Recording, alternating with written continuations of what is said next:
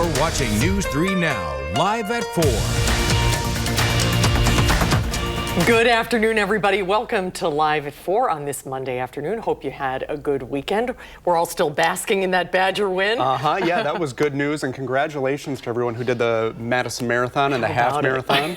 I was cheering for you, wrapped in a blanket from the comforts of my own home. Don't rub it in. Because it was cold. Boy, they should get an extra something just for dealing with that weather. Speaking of, let's take a look outside.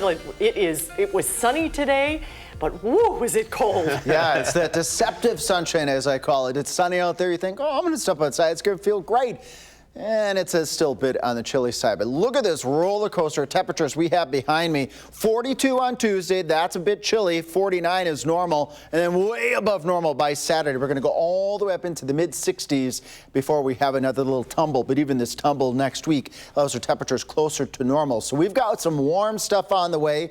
We also have some cold stuff on the way, too. Temperatures tonight, mid to upper 20s. A little bit of light snow is going to dot the scene. I'll show that to you in a little while using Future Track, but expect a chilly night tonight. It's chilly out there right now. There's a lot of 31s, couple 33s out there. 28 still hanging on to that chilly 28 in Viroqua right now as we zoom in here to Dane County. 31s, Madison Airport and areas to the east, and then we got 33 to 34 in the west part of Dane County right now. That's below normal conditions. Well, tonight in the mid to upper 20s, that's fairly close to normal, but it's still on the chilly side. Those clouds will be clearing on out after a little bit of that light snow. I'll show you that light snow, who can expect it tonight and how much you may get in a little while. It's going to be a chilly night for the Packers tonight. Wrap up, everyone. Yeah. All right, Alex, thank you. And although it appears that the government shutdown may be nearing an end, we'll have more on that momentarily, the impacts of it were still felt this weekend for many air travelers. Jalen Banks is talking with one of our very own who has been trying to make it back to Wisconsin, but due to several cancellations,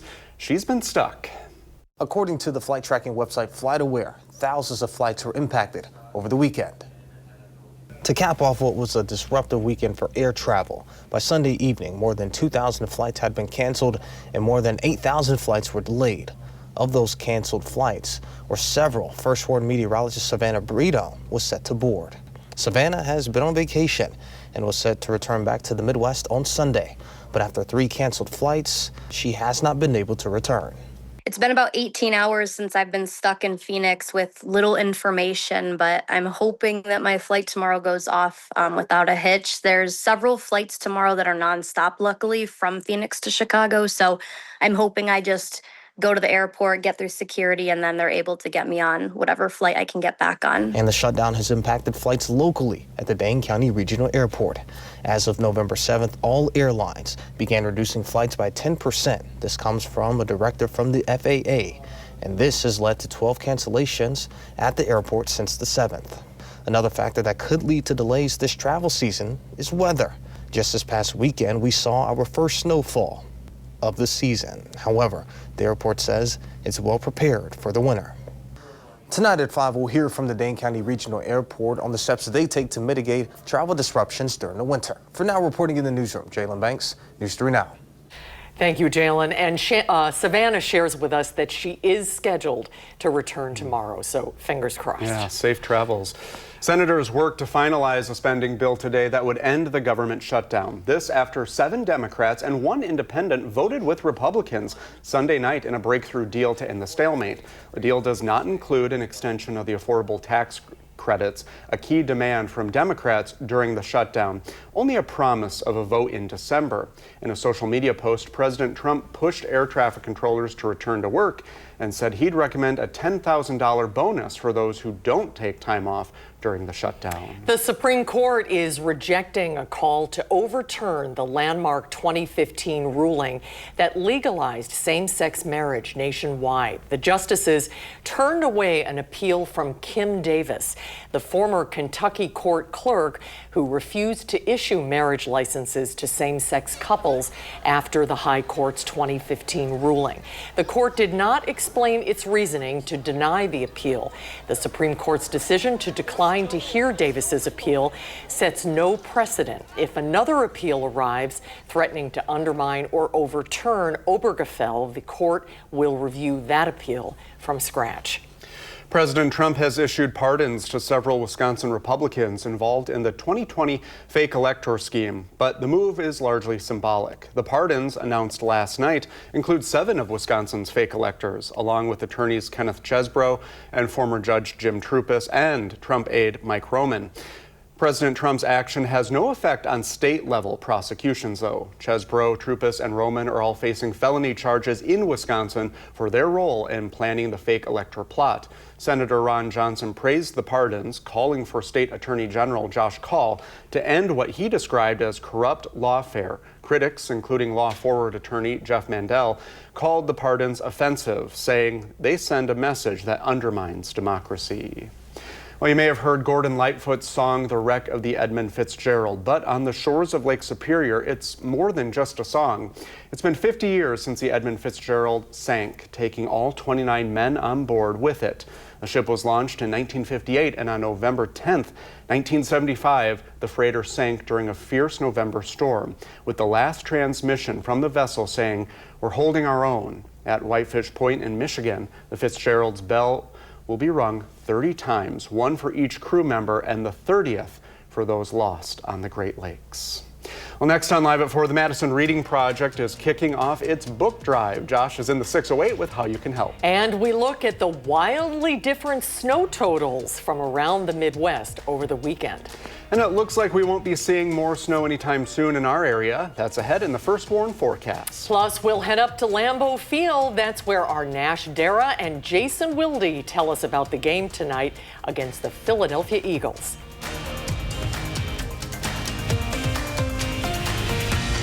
You're watching News 3 Now, live at 4. In the 608, the Madison Reading Project is kicking off its annual community book drive today. Josh Spreiter is at their book center with how you can help them reach their goal. Now is your time to make a difference this holiday season and give kids that new book feeling. Joining us today at the Madison Reading Project is Rowan Childs. Rowan, good to see you. Hi, thank you so much. So your community book drive is underway right now, and this is such a huge community push for you. Yes, thank you. Our team has been really busy putting everything together to make sure that we're able to give out 15,000 to 18,000 new books over the next couple of weeks to children and families to make sure everyone has a brand new book as a gift, whether it's for the holidays or over the winter break. This has been such a huge annual push for you, and every year it seems to grow bigger and bigger with the community behind you. Yeah, this is our 6th year doing it, and our team and all of our community partners, obviously this is something they look forward to and anticipate to make sure that they're getting their wishes in from their kids, whether that's through schools, social workers, community partners, so all of those different toy-giving organizations and groups to make sure that they're getting all of their wishes in from kids, whether that's Santa's Without Chimneys or Empty Stocking Club. There's so many different groups that rely on the community to make sure that there's really great toys and experiences for kids. So for our viewers watching, what is the best way for them to make a difference? Yeah, definitely all of the information is on our website as far as how to give funds to our fundraiser, or if you also want to purchase new books. There's a whole list of the different books and how to do that in a really easy way. You can do that online, or you can also go to any of the local bookstores, which we have a list of them on there, and you can purchase the books at the local bookstore, and they have all of these tags, which make it really easy.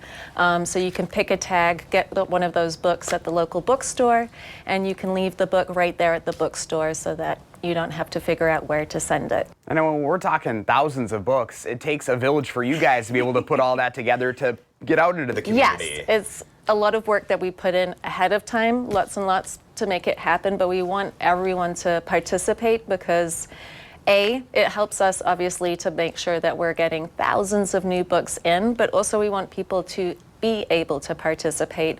This isn't something that we just do independently ourselves.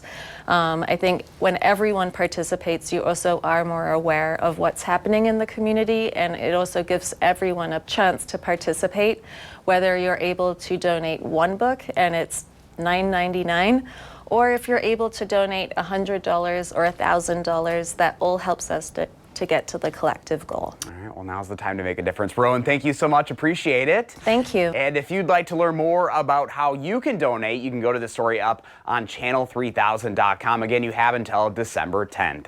In Madison, I'm Josh Breiter.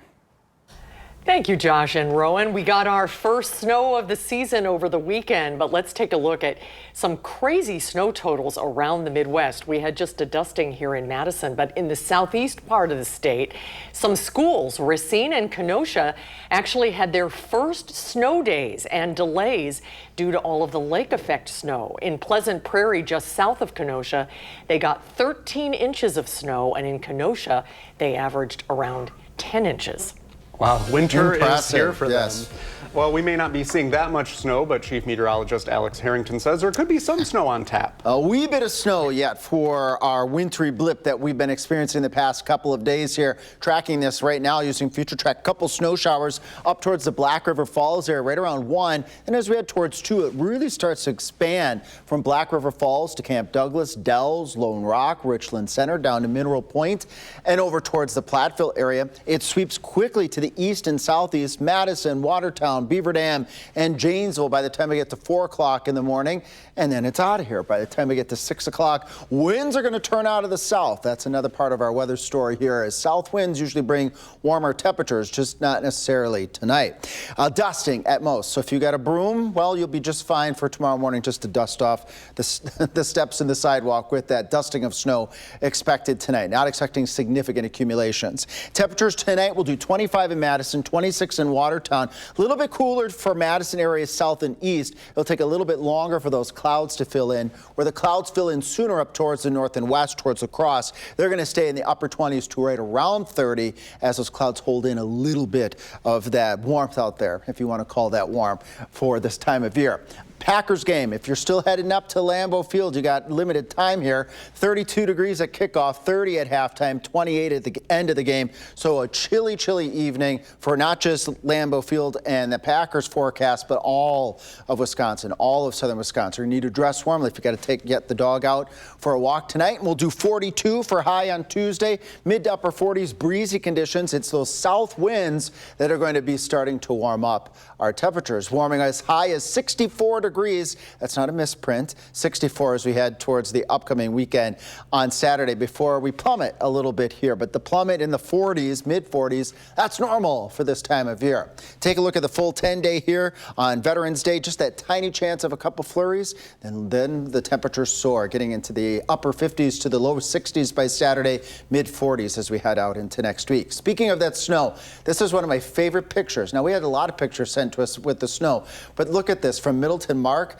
Look at it, looks like cotton balls that are positioned on the top of these plants. I thought that was a really neat weather photo to show. And if you want to show your weather photos, just scan that QR code in the upper left, and then we can get an opportunity to show your photos on air, but they're always on channel3000.com/weather. Thank you, Alex. That first snowfall is always so pretty, isn't it? It is. Yeah. And to have it on the weekend was sort of a gift. Yeah, cozy for the people not running. Right, exactly. Coming up on Live at 4, we are bringing you all the details from Lambeau ahead of tonight's Packers home game. And Sarah Carlson will join us with today's health news, including how warning labeling is changing on menopause therapies for women.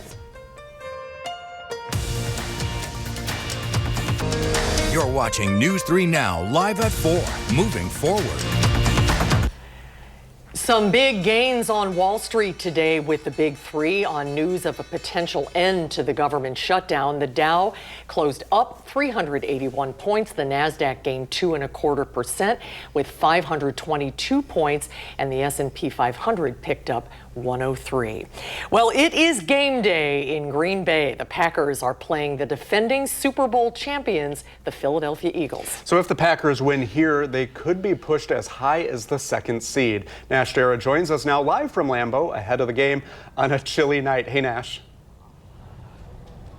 Well, Brady and Susan, there is no doubt about it being cold out here tonight. As you can probably see my hair blowing around in the wind a little bit, it is cold. The Packers, but what more could you ask for the Packers-Eagles Monday Night Football, Lambeau Field. The Packers looking to bounce back after a shocking loss last week Sunday to the Carolina Panthers on home turf, whereas the visiting Philadelphia Eagles, reigning Super Bowl champs I should add, are coming off of a bye week and 2 straight wins. A game that should have major impact on playoff implications down the road. It is supposed to be an exciting game here at Lambeau Field. The game is set to be played tonight at 7 p.m. And this game is all you could ask for. We are in the midst now, as I was just talking about, with that true Wisconsin weather. Wisconsin football is back, as we just saw on Saturday with the Badgers. But now it's the Packers' turn to get off the hump and get back on the road with a win in the column. I am here at Lambeau Field. Nash Dara, News 3 Now. All right, thank you very much, Nash. Go find a warm spot. The Packers love this weather. This is what we want, right? Well, Nash told us how it will be at the game. But our senior Packers writer, Jason Wilde, tells us about those playing the game tonight. It's game day here in Green Bay. Packers-Eagles on Monday Night Football. The Packers getting ready for the defending Super Bowl champs. Kickoff tonight at 7:15. And, of course, one of the biggest challenges is stopping the tush push, the Eagles' signature short yardage play that the Packers put their name on the effort to abolish during the offseason. It did not get enough votes to pass, so you will see it in any short yardage situation tonight. Packers defensive coordinator Jeff Hafley explaining to us the key to stopping it. I still think physically it's a hard play to stop, and they do the best job of it. So whether it's 3rd and 1 or 4th and 1, we got to try to stay out of those situations. And I know that's not what you guys want to hear, and it's kind of coach talk, but that's the best way to stop it. They got a great offensive line and a really strong quarterback and big guys pushing. So I know people will be excited to see it. Hopefully we won't be in those situations much. We'll see how many times the Packers have to face the tush push tonight. One thing of note, the Eagles' success rate has decreased every year from 2023 to last year to this year. Right now, through their 8 games, they've converted it only 76% of the time. We'll have full coverage of the game and everything Packers on our website, channel3000.com. And while you're there, make sure you sign up for our Packers newsletter, which delivers our coverage directly to your inbox every single day. In Green Bay on game day, Jason Wilde, channel3000.com. All right, Jason, good luck to the Pack. I am wearing my green for the Pack, not the Eagles. You're all ready. It's all green. I never doubted you, don't worry. Coming up on Live at 4, Sarah Carlson will tell us how daylight saving time is affecting our health. And the end to the government shutdown could be near, but food assistance and SNAP payments still have unclear futures. Arman Rahman breaks down what lies ahead. You're watching News 3 Now, Live at 4. Welcome back to Live at 4 on this Monday. The snow from the weekend is pretty much gone, but the cold is still here. Kind of perked you up this morning, didn't it? That's a good way to put it. Well, the weather words are cool weather for now. Still beautiful looking outside. Alex Harrington is here with our first warn forecast. Alex. And I say cool for now because let's take a poll right now. If you're sitting at home, do you want the 42 degrees on Tuesday, or do you want the 64-degree weather that we're expecting by the time we get to the upcoming weekend? It's your chance to take the poll. We're really not doing a poll, but I think we got a little bit of weather for everybody. If you like the cool stuff, we got that. If you like the warm stuff, we've got that in the forecast as well. Cool stuff tonight, 25 in Madison, 27 in Janesville, 27 in Camp Douglas. A little light snow is going to dot the scene one more time as we go into the overnight hours. Right now, 31 in Madison, 33 tied here in the Wisconsin River Valley, 32 to the north, up towards Marquette and Green Lake counties, and we got a 32 in Janesville, and we got a 32 in Platteville. Here in Dane County, it's the battle of the 31s against the 33s on the west side of Dane County. So it's chilly out there, relatively speaking, for this time of year. And here comes that little bit of light snow, 2:30 in the morning. When I come back in just a couple of minutes, we're going to track this line of snow moving across southern Wisconsin. How much snow you can expect with this little line of snow showers overnight, and the winds, because it's not going to be gone with the wind anytime soon. Those winds are going to be bringing in warmer temperatures, as I just showed you, but how strong will those wind gusts be? I'll let you know. All right, Alex, thank you. The state of Wisconsin is expected to run out of money today to pay local food stores and retailers who accept food share benefits. That's according to Governor Tony Evers. This is a result of the back and forth in the courts over whether the government can fund full or partial SNAP benefits for this month. So what does that mean if you're on SNAP? Arman Rahman is here to break that down. Arman? Brady, Susan, the governor's office doesn't expect any immediate impacts for the state's food share recipients while they head to court along with 25 other states and governors. You'll remember a judge had ordered the Trump administration to fund full SNAP benefits for the month of November last week. The governors say the Trump administration had told them they intend to fully reimburse states for this month. But then hours later, another judge granted the administration's request to pause that. The USDA then claimed any payments made before that ruling, like Wisconsin's, were, quote, unauthorized and would not be reimbursed. And the fact that they're trying to claw that back, that's embarrassing. That's embarrassing for any president of the United States, whether it's Donald Trump or somebody else, to be clawing something back that they, first of all, they know it's their obligation. And second of all, court said they should do that. Evers says that leaves states without enough money to pay for vendors that accept Quest cards, and it could mean states have to return hundreds of millions of dollars. The states in the court filings say that would be catastrophic to their operations. Now, I asked Wisconsin Congressman Brian Stile about Governor Evers refusing to undo SNAP benefits and what this means for the state's future with federal funding. He couldn't sit down for an interview, but sent us this statement in which he says, quote, "There is no reason our government should be shut down in the first place. Weeks ago, I voted for and the House of Representatives passed legislation to fully fund SNAP and the rest of our federal government. While we appear to finally have an agreement to end this ridiculous shutdown, today numerous Democrats in the House and Senate are poised to vote to keep it going even longer," end quote. So what does this mean for all of you when you take your Quest card to the store? And what rights should you keep in mind that you have? I'll have more on that on News 3 Now at 5 and 6. We will see you at 5, Armand. Thank you. Sunshine Place Food Pantry in Sun Prairie is celebrating a critical donation. Nearly 31,000 individual servings of chef-stable chocolate milk, thanks in part to their partners at Kemp's and Pick and Save. Community partners stress the importance of donations like this, which can be distributed without refrigeration and ensure that families have access to nutrition even when resources are tight. Milk is a staple for most households, and chocolate milk is especially popular with kids. And 40% of the folks that use the pantry are 17 and under. It's just one of those niche things that we otherwise probably have a hard time getting. So this is a fantastic donation for the food pantry. And the pantry is inviting the entire community to learn more and get involved at sunshineplace.org. The Goodman Community Center is getting ready to help families in need for Thanksgiving. Beginning Saturday, organizers are looking for food and money to help fill 4,000 baskets. News 3 Now is once again a proud partner. You can start donating online right now at goodmancenter.org/donate. Today, fewer than 1 in 20 women receive hormone replacement therapy for menopause symptoms. And today, the FDA made changes hoping to encourage more women to seek treatment. Sarah Carlson joins us now with more. Sarah? Hi, Susan and Brady. This is a big announcement for women who have long been warned about the risks of this treatment. The FDA today announced that it will no longer require a significant warning label with hormone therapies. The so-called black box warning, found on more than 20 drugs for women in menopause, is now considered uncalled for. Back in 2022, a study found hormone therapy could lead to an increased risk of breast cancer, stroke, blood clots, and dementia. But now the FDA commissioner says the research was misrepresented and the warning is unnecessary. We are listening to doctors who have been waving the flag in the air saying, hey, we have this wrong.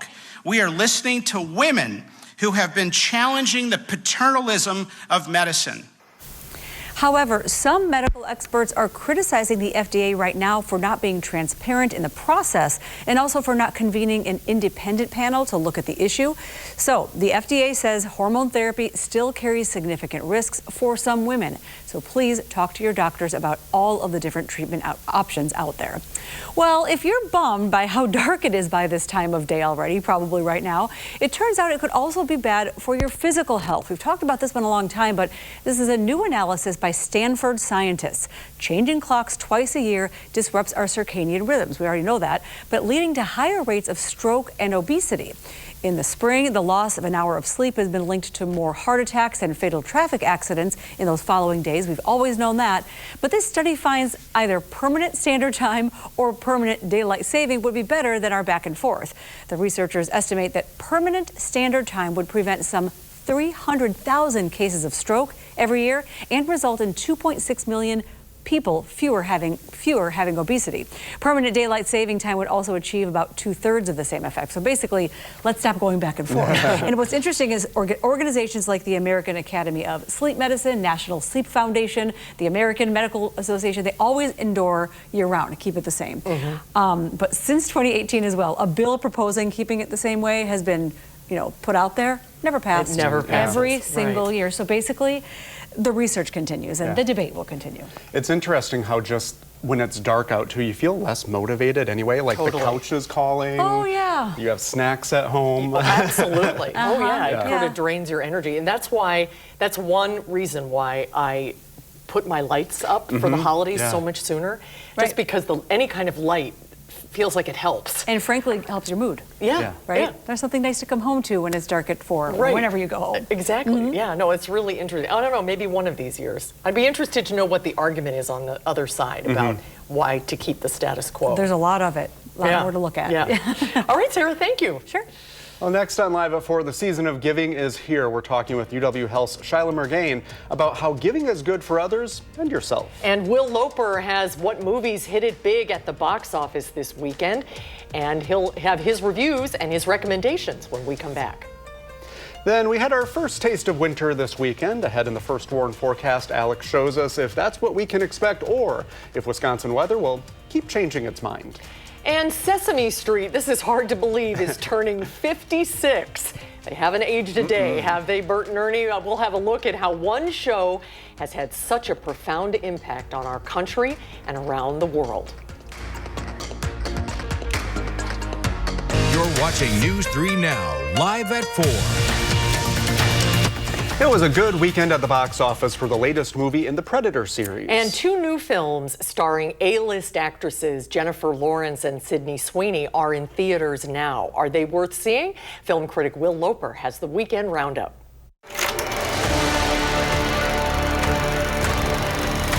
Hey, Brady and Susan. Predator Badlands breathed some much-needed life into the box office this past weekend, making $40 million to end in first, the highest opening in the Predator franchise.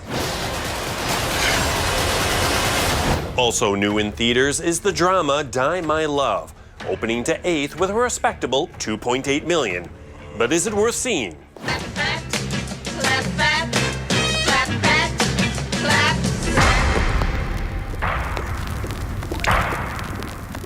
In the film, Jennifer Lawrence plays Grace, a mother experiencing postpartum psychosis after the birth of her child with Jackson, played by Robert Pattinson. I am working, and when I come home, I'm the one cleaning everything up. Oh, yo, 3 days a week, let me shower you in medals. Shut up. The film jumps backward and forward through time and dreams and reality so that the viewer is as disoriented and trapped in the same mental state as Grace is. It's a difficult watch, but a powerful one nonetheless, with Jennifer Lawrence shining in the lead role. Die My Love is worth seeing in theaters now. Also opening in 11th place is the film Christie. You think you what makes the world turn.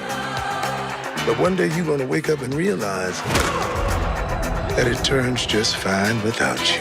Sydney Sweeney portrays real-life boxer Christy Martin. What are you doing sneaking around behind my back? Sneaking around. Hey, Dad. I think I want to come home. What appears to be a standard rise to success biopic quickly turns into a harrowing tale of domestic violence. I am worried about you.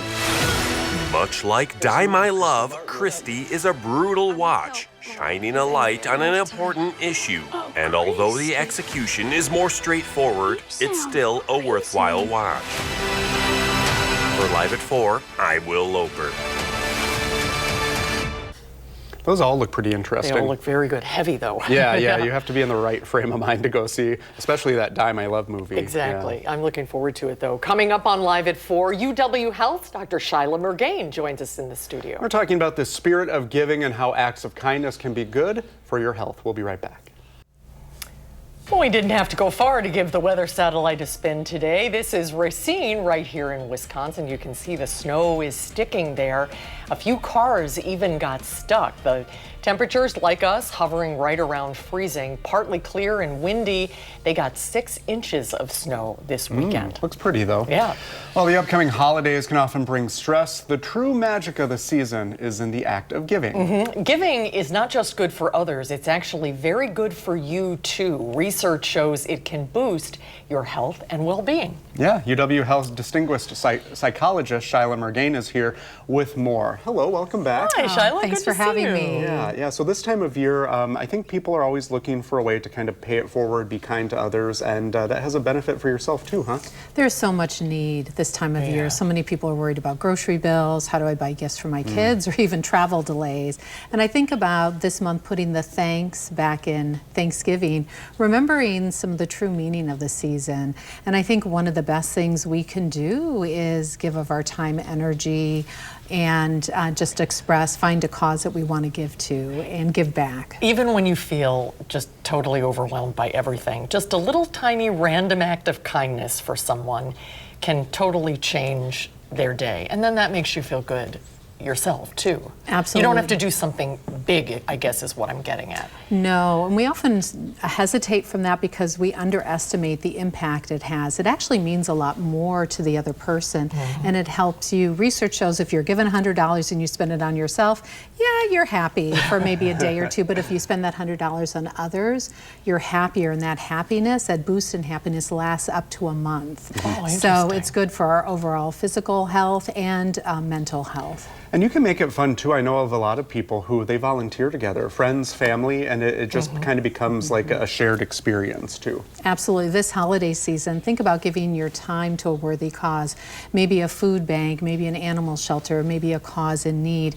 And we find that many people can struggle with some loneliness, but when we volunteer, we feel more socially connected. And if you don't have time, maybe you have a little bit of money to drop somewhere, even donate some food items. It'll make you feel good and can really help somebody else. You know, a fun thing you could even do with your daughter, I used to do with my son when he was young, is ring the bells for the Salvation Army. Sign up for a shift, take your whole family, and it's a great way to help and give back and have a little fun at the same time too. And it teaches your children that it's not about getting, but about giving this time of year. Right, right. And I think a lot of people, you know, you think about the barista that you order coffee from every day, or the cashier who you talk with, maybe a nice card or something, or just something to say, hey, I'm thinking of you and I appreciate you. Absolutely. Maybe somebody at work you've never thanked. Maybe your post office worker. Yeah, maybe the barista, you give a little extra money, or you just write a little thank you note and you give it to your bank teller or the grocery clerk. Everyone needs a little boost this time of year. I think people are pretty overwhelmed. And so reach out to friends in need, maybe your neighbor, you leave a little plate of cookies, and certainly just a stranger, wish them a good day. It could be the highlight for them Some to keep people them need going. that unconditional support. Absolutely, and you can be that light to give it. Yeah. Any fun holiday plans coming up for you? I'm going to be spending time with my family. My daughter was so excited about snow yesterday, so I'm hoping for some snow for some sledding. Oh, that's great. That's great. Wonderful. I can't believe it's that time of the year already. It's come up pretty quickly, hasn't it? So, and we didn't get to make a snowman yet, but maybe we'll have some opportunities coming up. My daughter was trying yesterday with all the little snowflakes. Yeah, didn't make a big one, but she tried. Good to see you again. Thanks for having me. Shyla. Happy Thank you so Thanksgiving. much. Well, let's get a look at our first warn forecast. Chilly weather for now, but the first warn weather team is tracking highs in the 60s, Alex? Yep, highs in the 60s. This isn't a lie here. Highs up near 60 by Friday and well into the 60s by the time we get to the upcoming weekend. So we're going to swing from the winter chill to some warm stuff as we head through the next 10 days. It's all part of the 3 things you need to know. Tracking some snow showers tonight, still chilly on Tuesday, and then up we go with the temperatures through the upcoming rest of the week. Here's that snow with Future Track 1:30 in the morning, stretching from Camp Douglas, Richland Center, Viroqua, Boscobel. So head towards 2, it advances a little bit further to the south towards the east, clipping parts of far southwest Wisconsin. So we're talking Mineral Point, Platteville. Then it gets Madison here right around 4 o'clock in the morning, and it sweeps off towards the south and towards the east, with the winds playing the switcheroo. So instead of coming out of the north, they're going to come out of the south as we go into Tuesday. And with south winds, it usually means warmer temperatures, and it will warm up. Just a dusting expected across southern Wisconsin as we wake up Tuesday morning, just enough to get a little bit off your car, or get the broom out and get a little bit off the sidewalk. That's about all we're going to get snow-wise tonight. But winds, they're going to be ramping up out of the south, 35-mile-per-hour wind gusts as we head into Tuesday. As we go through the day on Tuesday, winds out of the west at 25 to 30-mile-per-hour gusts, staying gusty for one more day on Wednesday. West winds and south winds, especially in the fall time, often means a little bit warmer temperatures. And here we go. By the time we get to Wednesday, 49 degrees, 53 on Thursday, 58 on Friday. There's that 64 on Saturday, although some of our weather models are indicating we could get into the middle and upper 60s on Saturday. So we're going to keep a close eye on that. Showers will enter the scene as we go Saturday night into Sunday with a cold front, but that timing of that cold front not really looking very promising for widespread rain as it looks like right now. And then as we head out further into next week, we'll have temperatures staying in the 40s, but heads up, those temperatures in the 40s as we go out a little bit further into next week. That's normal for this time of year. I haven't said normal a whole lot in my forecast this fall. We've been swinging from cold to warm, and well, we're going to have that little bit of snow tonight, and then we're going to swing back up into the 60s by the time we get into the upcoming weekend. Live at 4 continues here, folks. We'll be back in just a couple of moments, and when we come back, we're going to talk about Sesame Street, I believe. You're watching News 3 Now, live at 4. Well, one of the most beloved TV shows for generations of children and their parents is marking a big birthday today. Sesame Street turns 56. The creator, Joan Cooney, wanted to create a show for preschoolers that was both entertaining and educational. There's Cookie Monster. He's my favorite. She also wanted to help underprivileged 3 to 5-year-olds get ready for kindergarten. This looks like me in the newsroom. It's estimated that some 80 million Americans have watched Sesame Street since its debut in 1969. Look how it made us all smile. Exactly. With those memories. Yeah, exactly. Yeah. Now if it could just warm us up a little bit. I got that in the forecast. If you want to smile on warm temperatures, we're going to be up to near 60 degrees by Friday. That is crazy. Look at that. The swings that we can get in the fall time. It's Wisconsin weather, as that saying goes. Wisconsin weather changes every 5 minutes, right? And then by the time we get to Saturday, we could be in the mid and upper 60s. And coming up at the 5 o'clock newscast, though, we've got a little snow yet on the way for tonight. Winter's not ready to say goodbye just yet. We have to say goodbye to winter tonight. And with that, a little light snow, we'll track it using Future Track. Okay, sounds good. Thank you, Alex. We'll be right back. Tomorrow on Live at 4, we are honoring those who gave some and some who gave all. We'll bring you to area Veterans Day events and how you can help support our local heroes. And later on News 3 Now at 5, with the end of the government shutdown possibly on the horizon, we have a look at how it's affecting our local airport. Thanks for watching Live at 4 today. We'll see you back here tomorrow. You can always find us streaming 24/7 on Channel 3000+. News 3 Now at 5 starts right now.